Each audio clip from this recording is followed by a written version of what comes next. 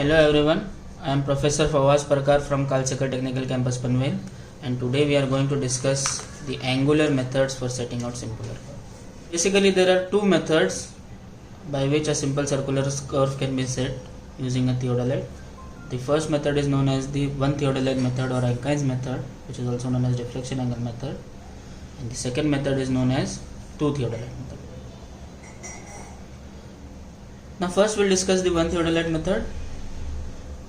Basically what it does mean is that we use a single theodolite, we place it on point T1, point of commencement T1, and we observe the point of intersection, and keeping this as 0 degrees we set out a point on the curve with some angle. Now this angle needs to be determined. Determination of angle requires some assumption. It is assumed that for a smaller part of a circle, the arc length is equal to the chord length. There is one more geometric property of a circle which needs to be understood. The angle subtended by a chord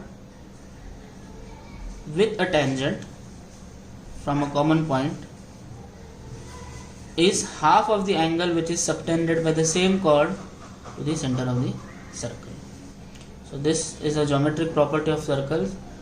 These are fundamental principles of geometry which we need to understand. We can easily find out. So from this, based on this, if you want to find this arc value, it can be generally given by approximate length of the arc corresponds to r into the central angle for the arc. So this will give us the length. This length will be find out through this. So generally this length can be found out.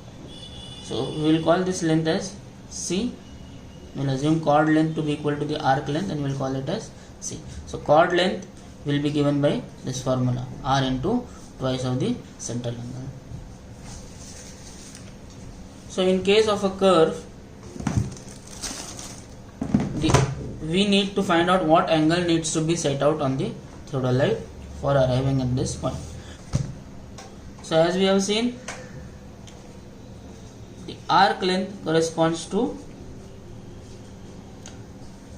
r into twice of the angle, isn't it? But this is in radians. We need to find the angle in SI units, so we need to convert this into degrees. So for converting the C value from radians to degrees, we need to multiply it by pi by 180. So C into pi upon 180 will give us the values of C in SI units. So it is r into 2 degrees. So we are interested in del value. So del is equal to 180 into C1 pi into 2 into R. So we can just formulate it as del is equal to 28.65 C1 upon R, which will mean degrees. So this is the first angle. Now if you want to set the second point, our theodolite is in the same position, but we have to set the angle from this point. So our angle is increasing, so we have to add this angle.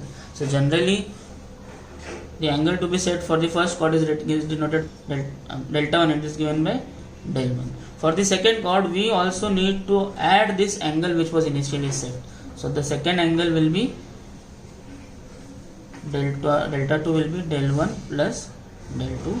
Del 2 can be similarly found out. This can be changed. Now you may have different subchord lengths.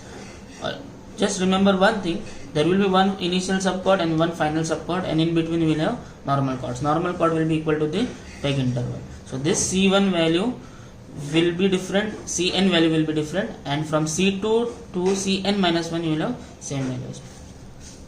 Del 2 to del n minus 1 will have same values. So similarly your delta 3 can be written del 1 plus del 2 plus del 3, and likewise del n can be found out, del 1 plus del 2 plus del n.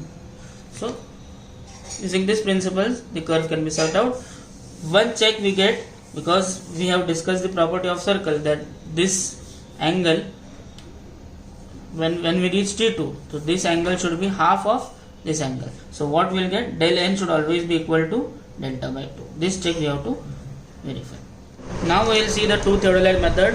It is a easier method because the entire chaining operation is eliminated for setting the curve. So for theodolite method, we need to just understand one geometric principle, fundamental geometric principle. As we have seen that this angle subtended by a chord with a tangent at some point to the center of the curve is half. Similarly, the angle subtended by the same chord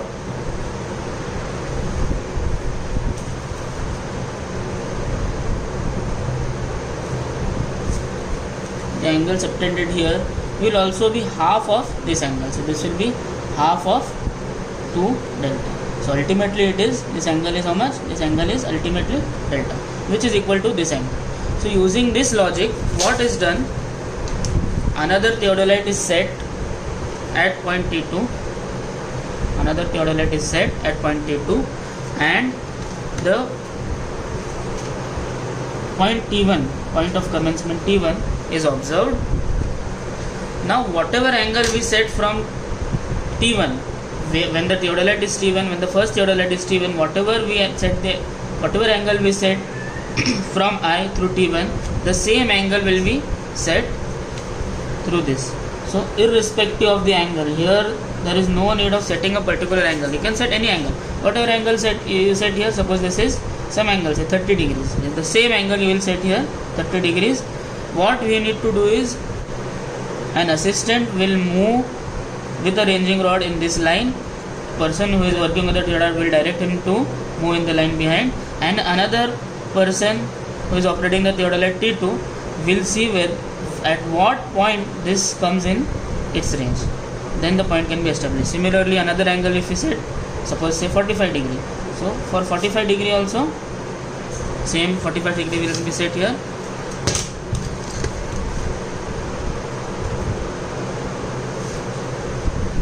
So when these two angles are same, you will arrive at only one point. So the curve in its entirety can be set. So the more number of points you set, the more accurately curve will be set.